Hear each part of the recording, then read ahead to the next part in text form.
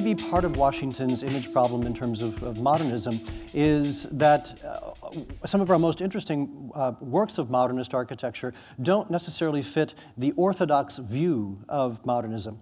And again, that's something I'm going to come back to time and time again, and it leads to the first point that I want to make more generally before we start talking specifically about Washington, D.C. architecture. And I think it's one of the problems with modernism in general. When we talk about modernism, which modernism are we talking about? So inherently, we are talking about a movement that encompasses a lot of different ideas, a lot of different styles, if you will. Some people in the architectural history realm hate the term style. It sort of reduces things to a checklist, but fundamentally different attitudes about architecture represented in these two buildings that we would all think of as being classically modern by two of the most prominent, most famous modernist architects.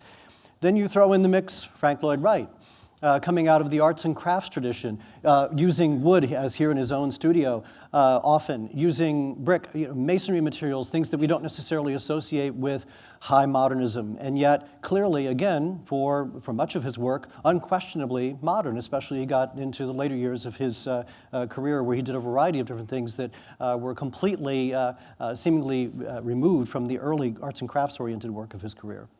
I do kind of love the Watergate. And I know this is one of those where people look at it and they say, what, how? It's concrete ribbon windows. But I think for me, it's primarily associative. It was designed by an Italian architect, Luigi Moretti, a name that's not well known. Again, interesting in terms of the little background things that you never suspect about buildings. Luigi Moretti was the favorite architect of one Benito Mussolini during the war. And I wonder about the connection with this. How did he get involved with this? In fact, the Watergate was largely financed by the bank that is closely associated with the Vatican. Again, Dan Brown could have a field day with this stuff, but so Moretti got involved working with a US-based company, but it certainly has its problems that are typical of the era. It defies the traditional streetscapes. It's an abstract thing plopped down there, but in that location, particularly in contrast to what I think is the awful Kennedy Center next door, I kind of like all those swoopy curves. I kind of like those interstitial spaces. To me, there's something for it. And like I said, it reminds me of the Riviera, for better or for worse. So I think one of the great buildings of modernism is right here in DC, and just passed it earlier today, the East Wing of the National Gallery. This is another one that was often overlooked by some of the purists, but this to me is another one of those masterpieces. I appreciate it more each time I see it, and that's rare, especially for a building from this era, which, as I said, I don't think was a real great era for architecture overall.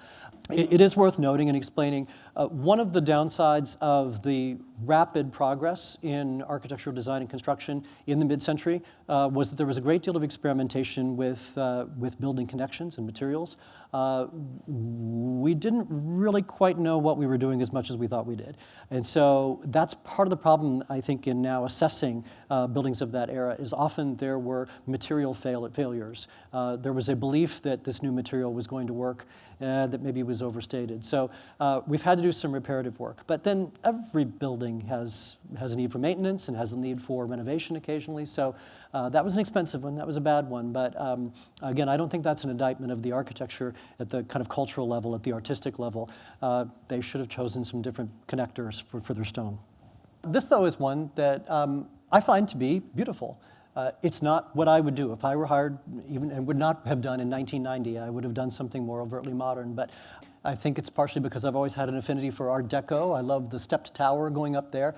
Interestingly, I don't know how many of you have noticed, but since the Washington Post has moved in this building, there's now a giant new window over here facing the park where the newsroom is, which actually I think is a great improvement to the building. It gives it a little bit more lightness and modernizes it a bit. But it's an elegant building in its own right.